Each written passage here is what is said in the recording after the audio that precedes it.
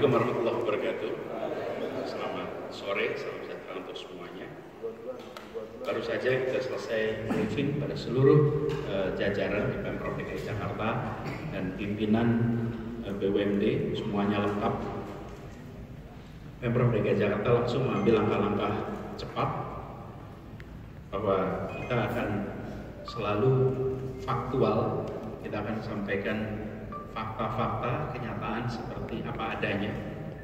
Kemudian kita menyadari ini situasi urgent atau situasi genting, karena itu segalanya harus dikerjakan dengan cepat dan harus responsif.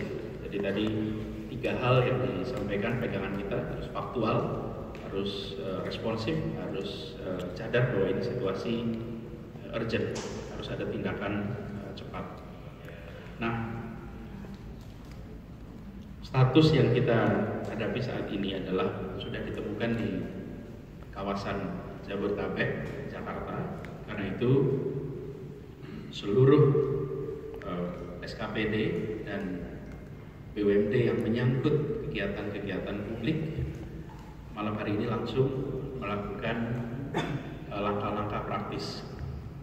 Jadi kita menghimbau pada masyarakat juga untuk satu, jangan berpergian ke lokasi-lokasi yang sudah dinyatakan sebagai tempat yang terjangkiti. Hindari tempat itu. Kemudian Pemprov juga tidak akan mengeluarkan perizinan baru untuk kegiatan perkumpulan orang dalam jumlah yang besar. Itu, dan yang sudah terlanjur keluar izinnya akan direview kembali. Kemudian Pemprov juga nanti akan secara rutin mengirimkan WA plus, SMS plus, komunikasi risiko apabila ditemukan tempat-tempat baru yang perlu dihindari atau informasi baru yang perlu diketahui oleh masyarakat. Bila masyarakat merasakan ada kondisi seperti gejala COVID-19, maka telepon ke nomor yang sudah tersedia 112 119. Kami meminta jangan langsung ke fasilitas kesehatan. Mengapa? Bila sampai itu confirm, untuk mengurangi potensi penularan, kami yang akan jemput, akan ditelepon, akan dilakukan diagnosis per telepon, lalu akan didatangi dan lalu dibawa ke fasilitas kesehatan. Kalau datang sendiri, nanti berangkatnya misalnya positif, berangkatnya di perjalanan punya potensi penularan, di ruang tunggu punya potensi penularan. Jadi tinggal di tempat Anda berada dan kami yang akan jemput. SOP-nya seperti itu. Dan kita sudah siapkan tenaga yang cukup, fasilitas yang cukup untuk merespon itu semua. Tapi semuanya dilakukan lewat telepon. Kemudian siang ini sudah terjadi panik buying. Kami berkomunikasi dengan Asosiasi Pengusaha Retail Indonesia, APRindo, dan dari komunikasi itu disampaikan bahwa stok kebutuhan di Jakarta cukup. Karena itu tidak perlu belanja secara eksesif. Belanja eksesif itu kan bila khawatir stoknya berkurang, stoknya cukup. Memang yang diburu hanya beberapa item. Tetapi saya perlu sampaikan, jangan melakukan pembelian secara berlebih, karena itu bisa mengganggu stabilitas. Meskipun stok kita mereka sampaikan cukup. Lalu saya mengimbau juga pada seluruh masyarakat, meskipun beramai-ramai belanja hand sanitizer, tapi sesungguhnya pembersihan yang paling baik itu justru menggunakan air dan sabun. Karena itu cuci tangan dengan air dan sabun, airnya mengalir, itu jauh lebih efektif. Jangan enggan untuk melakukan itu. Hand sanitizer tentu bisa, tapi lebih bersih, lebih baik menggunakan air mengalir dan sabun.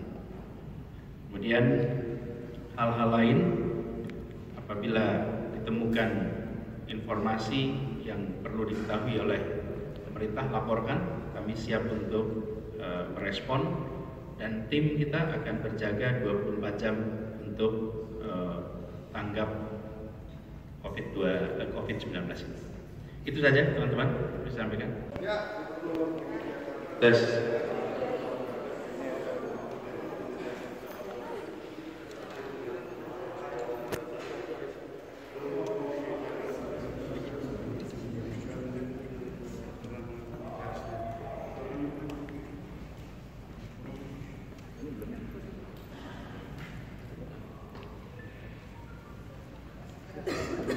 Sudah beres. Kondisi terjun dulu nih. Pak, terkait dengan jumlah petugas kesehatan, personil yang dilibatkan benar-benar yang dikerahkan.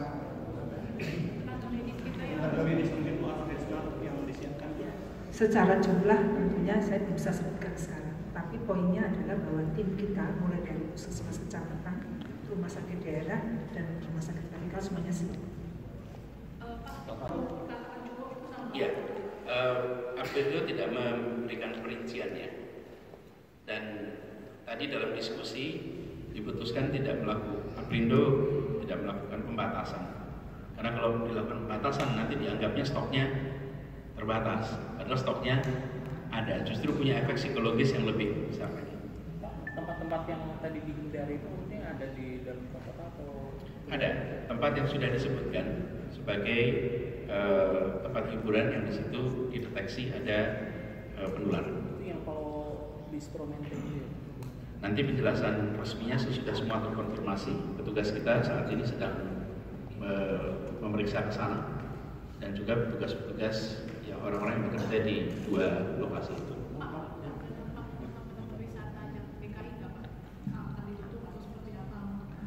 Saat ini nomor satu adalah keselamatan warga. Dampak perekonomian tentu ada. Tentu ada. Negara-negara lain sudah menyaksikan. Tapi kita tidak akan menomorsatukan ekonomi dan menomorduakan keselamatan warga. Keselamatan warga adalah nomor satu. Jadi kita berharap warga Jakarta selamat, dan kita berharap ekonomi juga selamat. Dua-duanya kita berharap. Pak, untuk sekolah Pak, apakah akan diliburkan atau gimana Pak? Untuk sekolah sendiri Ya. gimana? Libur atau seperti apa? Malam ini dibahas, tapi sejauh ini belum ada peliburan. Pak, Atau ada fasilitas pabrik Pak seperti transportasi di mana? Betul. Jadi MRT, kemudian Transjakarta, semuanya menyiapkan langkah-langkah praktis. Nanti Anda akan temukan di lapangan, ada untuk cuci tangan, bersih tangan, kemudian thermal gun untuk mengukur suhu. Jadi itu semua disiapkan.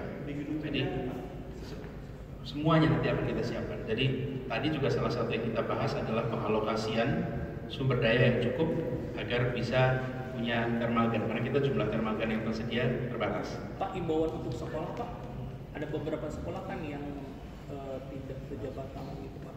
Kenapa? Imbauan untuk sekolah siswa Pak, beberapa sekolah itu menerapkan beberapa hari ini nggak berjabat tangan gitu Pak. Ya, saya nggak komentar dulu. Pak, terhadap penyelenggara. Jangan lupa subscribe ya.